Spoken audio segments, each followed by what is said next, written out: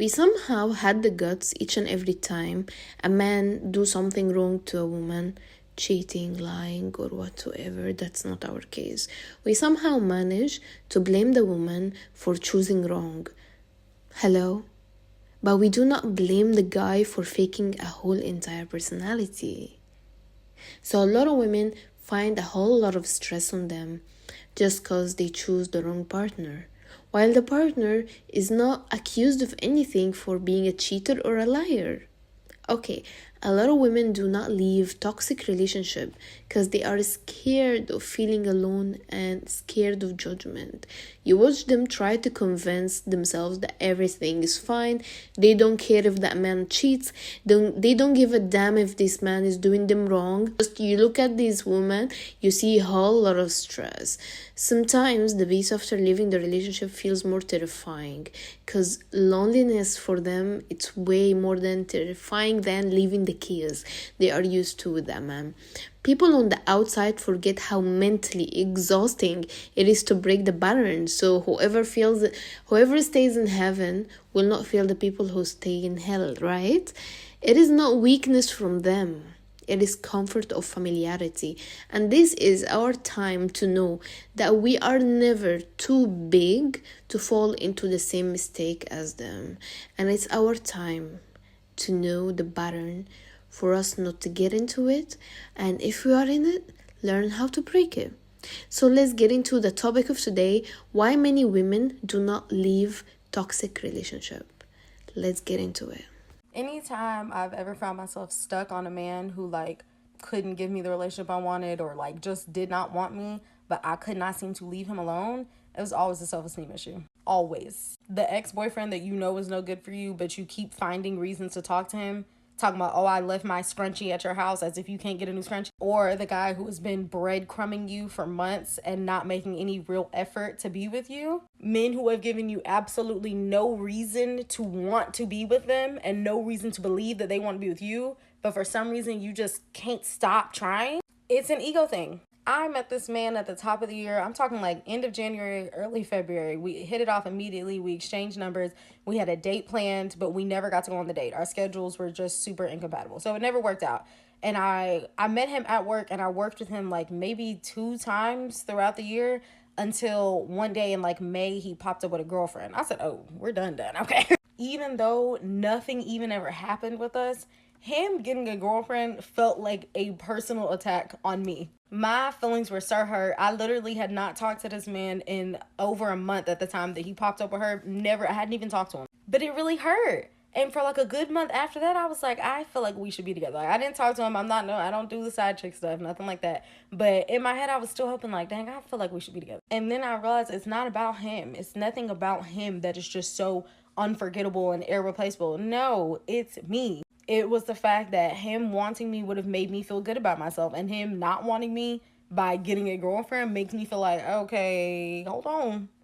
Am I not that girl? I thought I was that girl. And that's how it is when you keep pining after a man who in some way or another has already shown you that he either don't want you or he's just no good for you, but you can't seem to let it go. It's just because you want him to want you, because you really don't want you. It's always a deeper thing, baby. It's always something deeper. Heal. The longer you stay with someone that's not meant for you, the harder it is to leave. However, I do believe that if you're not meant to be with someone, life will make it so difficult for you to be with them. So that's why the concept of toxic relationships, now that I'm a 27-year-old womb, I'm wow, I can't believe I put up with all that shit. I can't believe I was trying to make my life work with this person while they were fucking against me. And so was the world. I was literally having allergic reactions to nothing, but I believe stress. It's fucked. Look at what was happening to my face while I was in a toxic relationship. I can't make it up. See, when you're with the wrong partner, your whole body will be rejecting this partner. Your whole world will feel like it's collapsing, or the whole world will be against you somehow. When you're not loved right, when you're not treated right, that happens because women are like flower. That's what I believe. When you don't take care of them the right way, they just stop flourishing. They look so weak, It's not like you're weak only when he waters you. It's not like that. But I'm talking about women aspect, the feminine aspect. We are all like that. When we are with a partner in our lives and he's supposed to do some things that he's not, nah. We will start to think like there's something wrong. We will look very, very wrong. We will get inflamed. We will have water retention in under our skin. We will be gaining weight so fast or losing weight so fast. We will be inflamed. So here's the best part. Maybe he's not for you. That's what it is. But you're not leaving, by not leaving, you're literally moving against your intuition. Okay, sometimes people say nice words because they have to, and that's the same thing. It has the same effect. So if your partner is speaking like very sweet to you, just because he have to or you ask to, it feels so heavy. Okay, and maybe they are saying that because they want something from you. So your brain will literally think like that. Your brain will think like everything is alright, but your intuition is sharp. It knows that everything is not alright. Okay? He's still throwing these words at you, but nothing is alright, and you know that. Okay? So even though your mind is treating you right, everything will start to collapse again. Specifically, if this man cheating or doing you wrong or lying about you, and when you're faithful and you're opening your heart and you're sleeping with this man, you're literally giving up every aspect of you to this man faithfully, and you're letting him into your energetic field faithfully. So when he messes up with you, that's what it is. That's what's happening. He gets into your energetic field, he messes up with you, and the only person that is being affected is the person who cares the most. I'm not telling you here karma. Karma is for him, and I believe maybe karma is for you as well, because you know your intuition is sharp and you know what you gotta do, but you don't do it. You're obsessed with that man because you're broke. Make no mistake about it. Think about it really, really, really hard. Be so effing for real with yourself right now. If you had an unlimited amount of money, would you be obsessed with that man? Guarantee you just thought, no, I wouldn't. This is the attitude you need to go through when you're dating.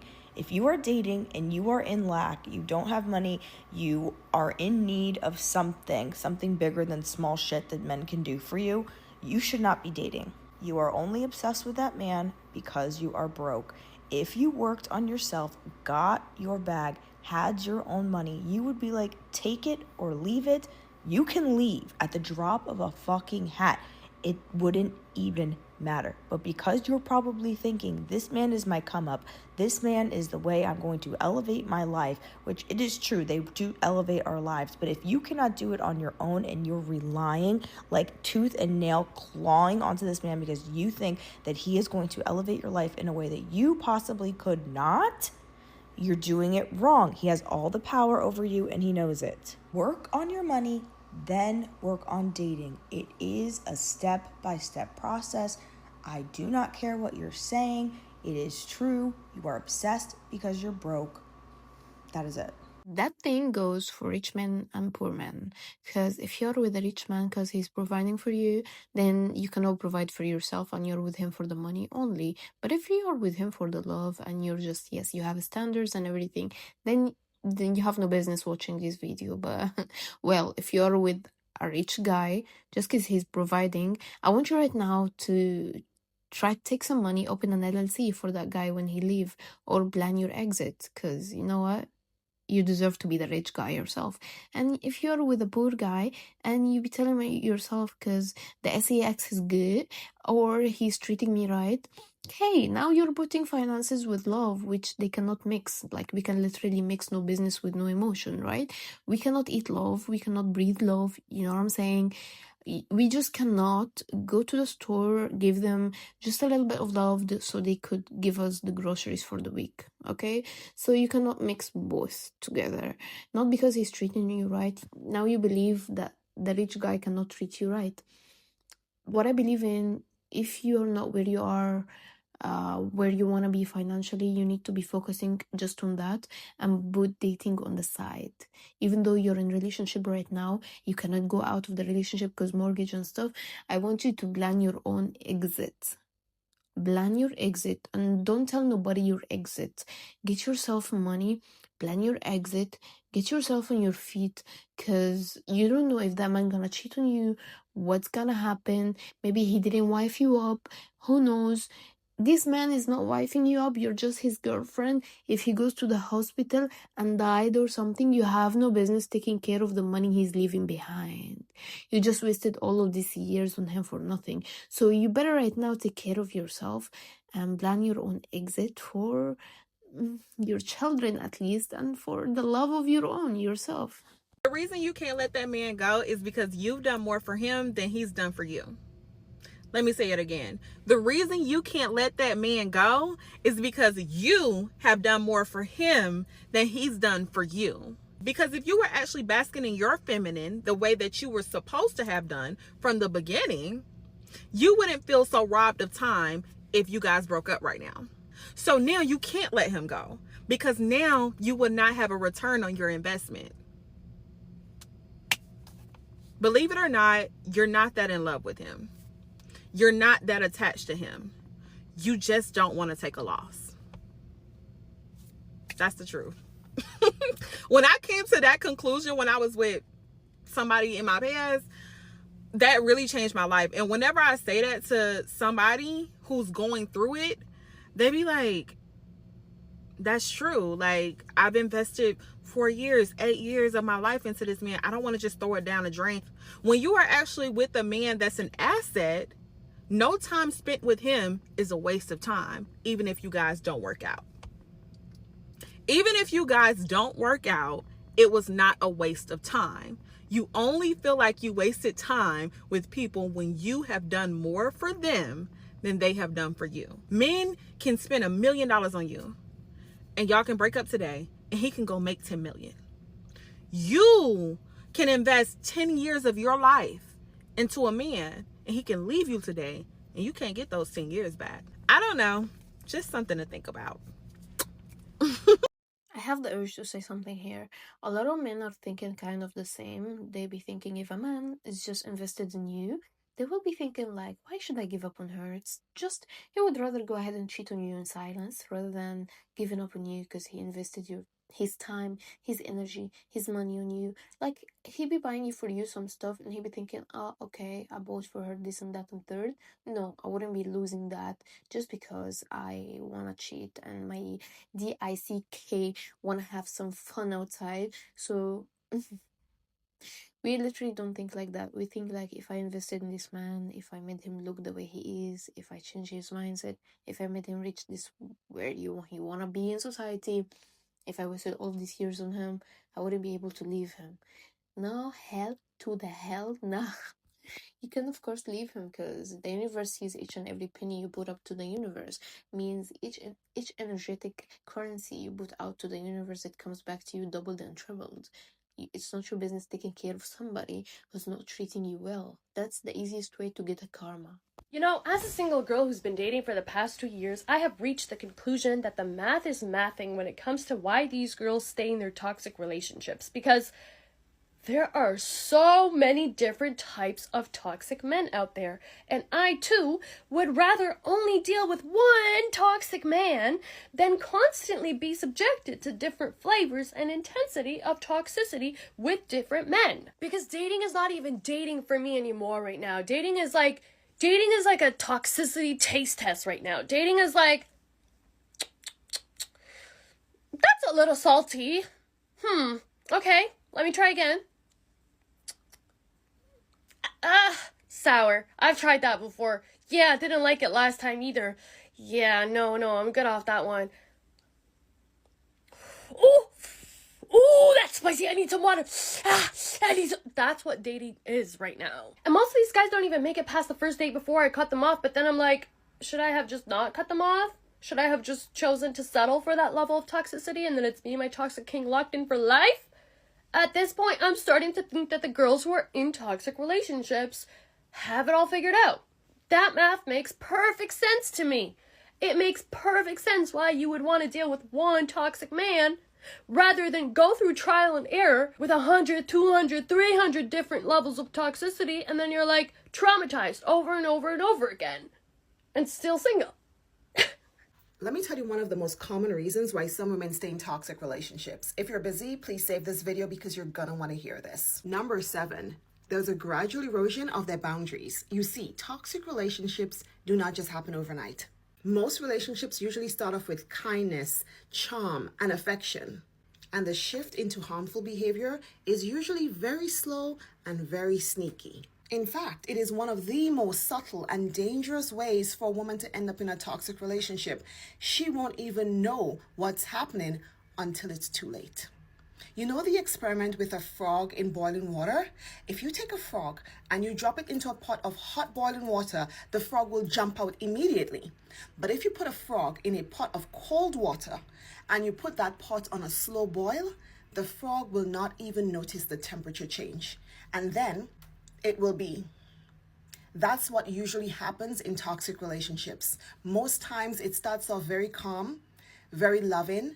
There's a lot of affection in the beginning, and slowly, gradually over time, that person's behavior starts to change, starts to shift. You may not notice it because it happens so gradually. They start eroding your boundaries. They start crossing the line. They start becoming a bit disrespectful, a little bit more disrespectful every time.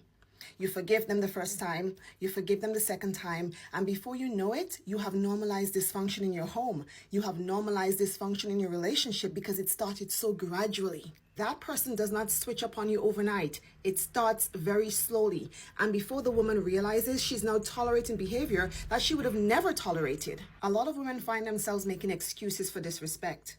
They find themselves justifying the man's behavior. Or maybe he's tired. Or maybe the sun's too hot. Maybe he didn't get enough sleep. They start making excuses for what's happening. And over time, the effects are huge.